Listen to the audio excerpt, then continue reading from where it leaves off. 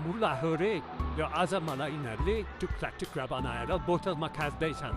Hello everybody, this is Ishika अनि आज चाहिँ म बनाउन जाँदैछु मुलाको अचार। I am utilizing my day of today. मुलालाई चाहिँ मैले मजाले पखालेर सुकाइसकेको छु। अब यसलाई मैले सानो सानो लाम्चो लाम्चो पिस बनाएर चाहिँ एक घाममा सुकाउँछु। So let's do it. Total 4 plates of यो मुलाको टुक्राहरू रेडी हो। मुला सुकेर रेडी भइसकेपछि मैले मसलाहरू प्रिपेयर गरेको भिडियो हजुरहरू सामु पस्किन्छु। यहाँनिर घाम ठिक्क छ। यो घर बाहिरको एरिया हो। घर बाहिरको एरिया एकदमै राम्रो छ। ट्रामहरू कुद्ने पनि त्यहीँ। So this is red chilli, this is green chilli and garlic. अनि त्यसपछि यहाँनिर चाहिँ मैले मुलालाई यसरी 3 स्टेप गरेर सुकाएको छु। धेरै पनि सुकाउँदिनँ, ठिक्क गरेर सुकायो भने चाहिँ यो राम्रो मिठो अमिलो अचार बन्छ। खोर्सानी चाहिँ सुकेर लगभग यतिको भइसकेको छ। लसुन पनि ठिकै नै छ। सबै कुरा लगभग अब चाहिँ अचार बनाउन रेडी भइसकेको छ।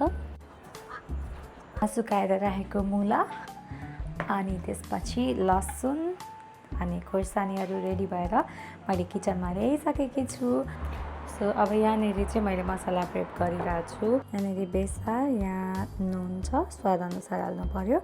अनि यो भयो धनियाँ, यो सुकेको खोर्सानी, यो चाहिँ ब्राउन तोरी, अनि यता छ सोप, अनि दिस इज जिरा। सो यो सबैलाई चाहिँ तातो आगोमा भुटेर यसलाई चाहिँ ग्राइन्ड गरेर पाउडर बनाउँछु। पछि लो हिटमा राखेर यसलाई राम्रोसँग मिक्स गर्नुपर्छ। अब यसलाई हल्का सेलाउन राखेर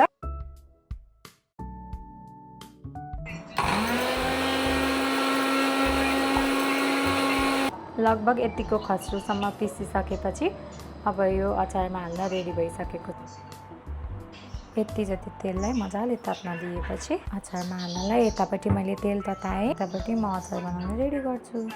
अब एउटा ठुलो बल लिएर मैले अघि सुकाएको मुलालाई मैले यसमा खनाउँछु। लसुन र खोर्सानीलाई पनि म यसैमा मिक्स गर्छु। रातो खोर्सानी पनि र लसुन र अलिकति खोर्सानीलाई चाहिँ म त्यही तेलमा हल्का फ्राई गरिदिन्छु। त्यो भयो भने लसुनको बास्ना एकदमै मिठो आउँछ र अचार मिठो बनेर आउँछ। अब यो रेडी गरेर राखिसकेको मुलामा चाहिँ म अघि पिसेर राखेको मसलालाई यसरी खनाइदिन्छु। बेसार राखिदिन्छु र स्वादअनुसार नुन पनि राखिदिन्छु। यो चाहिँ मेरो मम्मीको रेसिपी। यसरी ड्राई केराउलाई चाहिँ हामीले अलिकति अचारमा राखिदिँदाखेरि अचारबाट निस्किएको अमिलो पानीमा भिजेर यो मटर पनि अमिलो भएर आउँछ। लसुन र खुर्सानी फ्राई भइसकेपछि अब मैले यसमा टक्कसँग यो सबै तेलहरू खनाइदिन्छु बेसारको माथि। मुलालाई मजाले मसाज दिनुपर्छ। मुलाबाट हल्का पानी पनि आइरहेको छ। अब यसलाई चाहिँ हामीले मजाले मोलिसकेपछि अचार यस्तो भएर आइसकेको छ। यस्तो मिठो देखिएको छ। अहिले नै मैले यो सिसी लिन्छु र यो सिसीमा मजाले खान्छु। खाँदी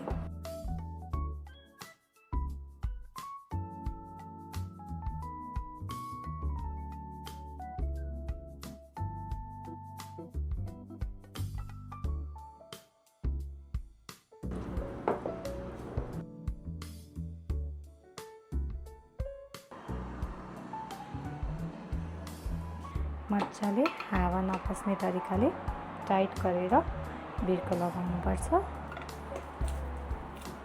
कपाले सकेपछि हस् त मैले बनाएको मुलाको अचार यसरी मैले बट्टामा राखिसकेको छु।